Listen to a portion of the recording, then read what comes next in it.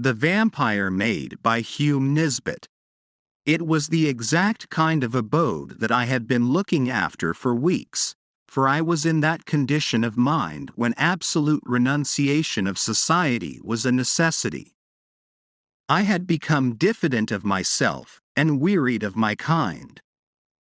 A strange unrest was in my blood, a barren dearth in my brains. Familiar objects and faces had grown distasteful to me. I wanted to be alone. This is the mood which comes upon every sensitive and artistic mind when the possessor has been overworked or living too long in one groove.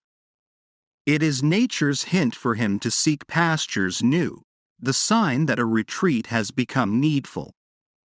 If he does not yield, he breaks down and becomes whimsical and hypochondriacal, as well as hypercritical. It is always a bad sign when a man becomes overcritical and censorious about his own or other people's work, for it means that he is losing the vital portions of work, freshness and enthusiasm. Before I arrived at the dismal stage of criticism, I hastily packed up my knapsack, and taking the train to Westmoreland, I began my tramp in search of solitude, bracing air and romantic surroundings. Many places I came upon during that early summer wandering that appeared to have almost the required conditions, yet some petty drawback prevented me from deciding. Sometimes it was the scenery that I did not take kindly to. At other places I took sudden antipathies to the landlady or landlord, and felt I would abhor them before a week was spent under their charge. Other places which might have suited me I could not have, as they did not want a lodger. Fate was driving me to this cottage on the moor, and no one can resist destiny. One day I found myself on a wide and pathless moor near the sea. I had slept the night before at a small hamlet, but that was already 8 miles in my rear, and since I had turned my back upon it I had not seen any signs of humanity. I was alone with a fair sky above me, a balmy ozone-filled wind blowing over the stony and heather-clad mounds, and nothing to disturb my meditations. How far the moor stretched I had no knowledge. I only knew that by keeping in a straight line I would come to the ocean cliffs, then perhaps after a time arrive at some fishing village.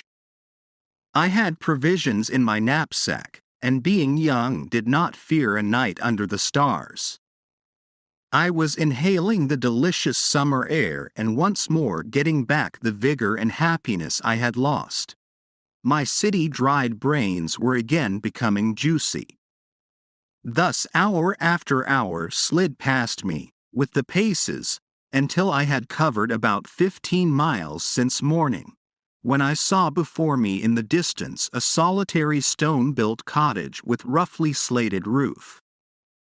"I'll camp there if possible," I said to myself as I quickened my steps towards it.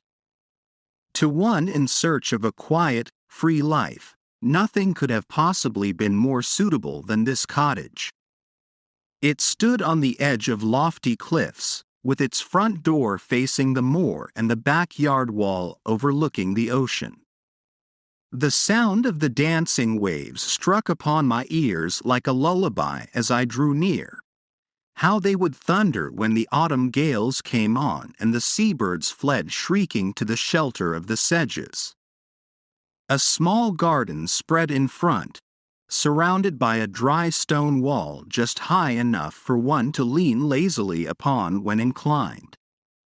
This garden was a flame of color, scarlet predominating, with those other soft shades that cultivated poppies take on in their blooming, for this was all that the garden grew.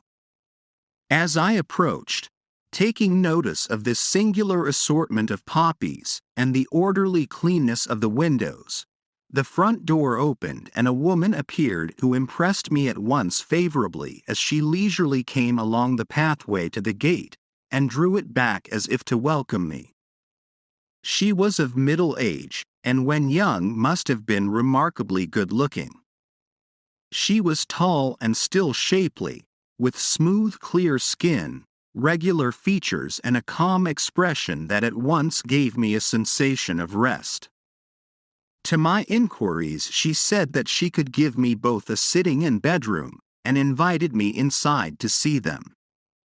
As I looked at her smooth black hair and cool brown eyes, I felt that I would not be too particular about the accommodation. With such a landlady, I was sure to find what I was after here. The rooms surpassed my expectation, dainty white curtains and bedding with the perfume of lavender about them, a sitting room homely yet cozy without being crowded.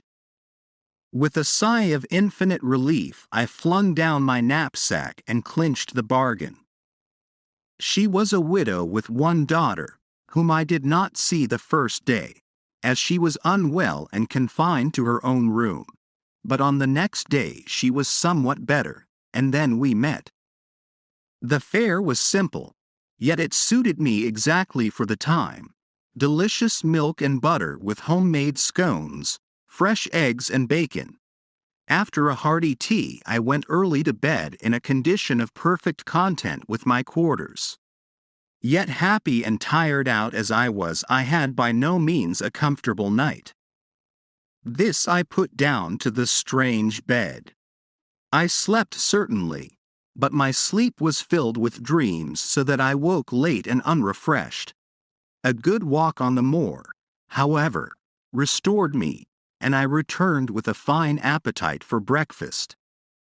Certain conditions of mind, with aggravating circumstances, are required before even a young man can fall in love at first sight, as Shakespeare has shown in his Romeo and Juliet.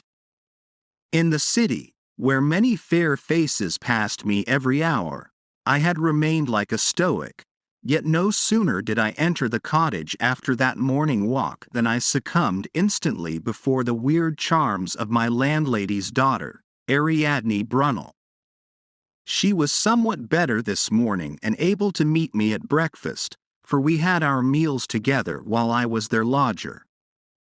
Ariadne was not beautiful in the strictly classical sense, her complexion being too lividly white and her expression too set to be quite pleasant at first sight. Yet, as her mother had informed me, she had been ill for some time, which accounted for that defect. Her features were not regular. Her hair and eyes seemed too black with that strangely white skin, and her lips too red for any except the decadent harmonies of an Aubrey Beardsley. Yet my fantastic dreams of the preceding night, with my morning walk, had prepared me to be enthralled by this modern poster-like invalid. The loneliness of the moor, with the singing of the ocean, had gripped my heart with a wistful longing. The incongruity of those flaunting and evanescent poppy flowers, dashing the giddy tints in the face of that sober heath, touched me with a shiver as I approached the cottage, and lastly that weird embodiment of startling contrasts completed my subjugation. She rose from her chair as her mother introduced her, and smiled while she held out her hand. I clasped that soft snowflake, and as I did so, a faint thrill tingled over me and rested on my heart, stopping for the moment its beating. This contact seemed also to have affected her as it did me. A clear flush, like a white flame, lighted up her face, so that it glowed as if an alabaster lamp had been lit.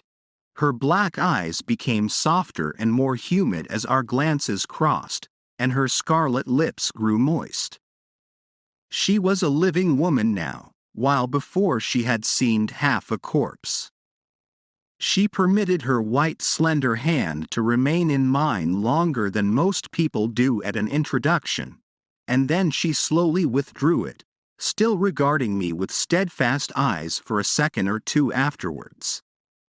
Fathomless velvety eyes these were, Yet before they were shifted from mine, they appeared to have absorbed all my willpower and made me her abject slave. They looked like deep dark pools of clear water, yet they filled me with fire and deprived me of strength. I sank into my chair almost as languidly as I had risen from my bed that morning. Yet I made a good breakfast, and although she hardly tasted anything, this strange girl rose much refreshed and with a slight glow of color on her cheeks, which improved her so greatly that she appeared younger and almost beautiful. I had come here seeking solitude, but since I had seen Ariadne, it seemed as if I had come for her only. She was not very lively. Indeed, thinking back, I cannot recall any spontaneous remark of hers. She answered my questions by monosyllables and left me to lead in words. Yet she was insinuating and appeared to lead my thoughts in her direction and speak to me with her eyes. I cannot describe her minutely. I only know that from the first glance and touch she gave me I was bewitched and could think of nothing else. It was a rapid, distracting, and devouring infatuation that possessed me. All day long I followed her about like a dog. Every night I dreamed of that white glowing face, those steadfast black eyes, those moist scarlet lips, and each morning I rose more languid than I had been the day before. Sometimes I dreamt that she was kissing me with those red lips, while I shivered at the contact of her silky black tresses as they covered my throat. Sometimes that we were floating in the air, her arms about me and her long hair enveloping us both like an inky cloud, while I lay supine and helpless. She went with me after breakfast on that first day to the moor, and before we came back I had spoken my love and received her assent. I held her in my arms and had taken her kisses in answer to mine, nor did I think it strange that all this had happened so quickly. She was mine, or rather I was hers, without a pause. I told her it was fate that had sent me to her, for I had no doubts about my love, and she replied that I had restored her to life. Acting upon Ariadne's advice, and also from a natural shyness, I did not inform her mother how quickly matters had progressed between us. Yet although we both acted as circumspectly as possible, I had no doubt Mrs. Brunel could see how engrossed we were in each other. Lovers are not unlike ostriches in their modes of concealment. I was not afraid of asking Mrs. Brunel for her daughter, for she already showed her partiality towards me, and had bestowed upon me some confidences regarding her own position in life, and I therefore knew that, so far as social position was concerned, there could be no real objection to our marriage. They lived in this lonely spot for the sake of their health, and kept no servant because they could not get any to take service so far away from other humanity. My coming had been opportune and welcome to both mother and daughter. For the sake of decorum, however, I resolved to delay my confession for a week or two and trust to some favorable opportunity of doing it discreetly. Meantime, Ariadne and I passed our time in a thoroughly idle and lotus-eating style. Each night I retired to bed meditating, starting work next day. Each morning I rose languid from those disturbing dreams with no thought for anything outside my love. She grew stronger every day, while I appeared to be taking her place as the invalid, yet I was more frantically in love than ever, and only happy when with her. She was my lone star, my only joy, my life. We did not go great distances, for I liked best to lie on the dry heath and watch her glowing face and incense eyes while I listened to the surging of the distant waves. It was love made me lazy, I thought, for unless a man has all he longs for beside him, he is apt to copy the domestic cat and bask in the sunshine. I had been enchanted quickly. My disenchantment came as rapidly, although it was long before the poison left my blood. One night, about a couple of weeks after my coming to the cottage, I had returned after a delicious moonlight walk with Ariadne. The night was warm and the moon at the full, therefore I left my bedroom window open to let in what little air there was. I was more than usually fagged out, so that I had only strength enough to remove my boots and coat before I flung myself wearily on the coverlet and fell almost instantly asleep without tasting the nightcap draught that was constantly placed on the table, and which I had always drained thirstily. I had a ghastly dream this night. I thought I saw a monster bat, with the face and tresses of Ariadne, fly into the open window and fasten its white teeth and scarlet lips on my arm. I tried to beat the horror away, but could not, for I seemed chained down and thralled also with drowsy delight as the beast sucked my blood with a gruesome rapture.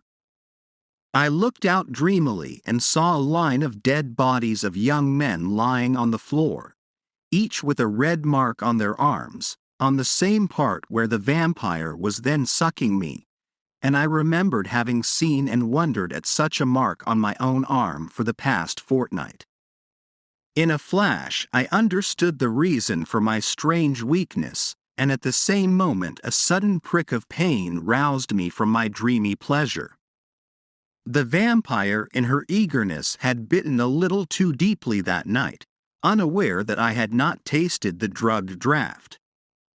As I woke, I saw her fully revealed by the midnight moon, with her black tresses flowing loosely, and with her red lips glued to my arm. With a shriek of horror, I dashed her backwards, getting one last glimpse of her savage eyes, glowing white face and blood-stained red lips. Then I rushed out to the night, moved on by my fear and hatred, nor did I pause in my mad flight until I had left miles between me and that accursed cottage on the moor,